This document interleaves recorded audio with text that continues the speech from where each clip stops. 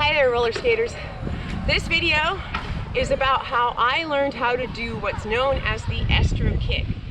And I would like to stress that I'm very much a beginner level at this trick. If you want to see, the most amazing version of it, look at Estrogen and some of these other skaters that are doing it at a much higher level. But the reason why I felt this was something that might be useful is because I looked for videos on how to do this trick when I was trying to learn it, and I couldn't find any videos about it. So this is just my process of how I learned how to do it, and I'm a very slow, step-by-step kind of learner. So I break things down into steps and repeat them many times. So if that kind of learning helps you, maybe this will help you too. I think there's two basic skills you need before you start working on this trick: a really good solid backside stall and being able to 180 off of your backside stall. Both those things super important. If you don't know how to do those, I will put the videos that we made on both of those in the description down below.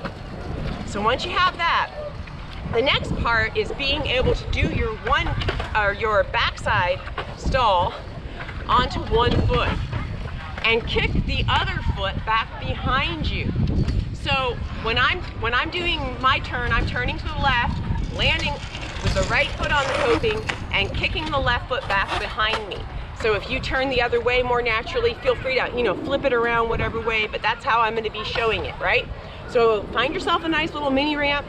I'm going to be going over there and showing the first part of the one foot with the kicking foot behind tapping on the deck. All right? See it. So.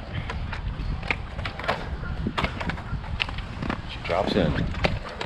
Tapping it behind. Just a little tap. A little tap, tap. Kick, tap.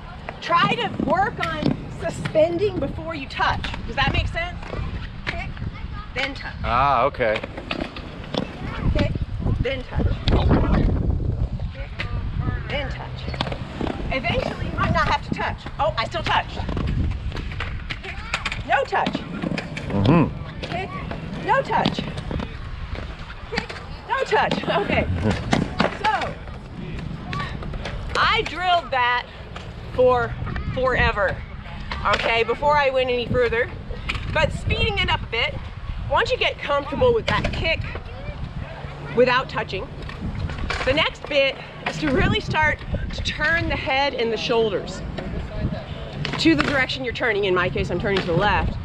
Head, shoulders, upper body, turning that way, which can feel really weird because you're already kind of committed to that 180.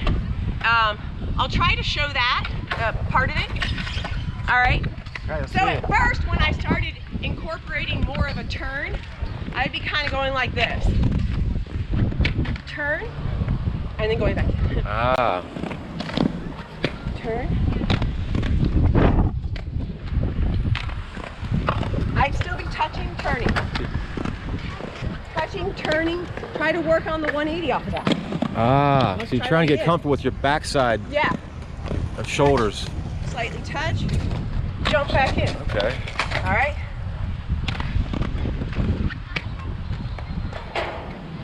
I started doing that, right? Okay. Where I was doing like the touch, toe stop, go back in. I see. Right?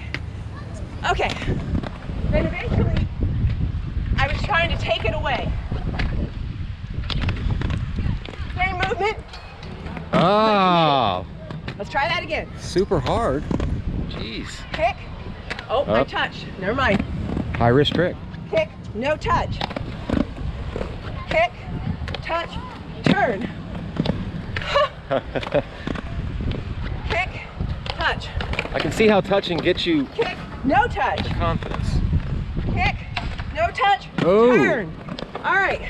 So I hope that kind of, again, you might pick this up in like one session, but I broke this down into tiny steps and drilled it forever.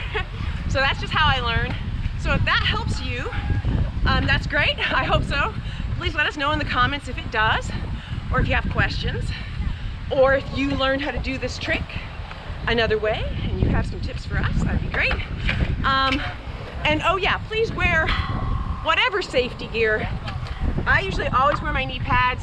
When I was first learning this trick, I wore my wrist guards and my butt pads because I was falling all over the place. So please wear whatever safety gear you need or want or feel confident in, most importantly. And please like and comment and subscribe. Thanks.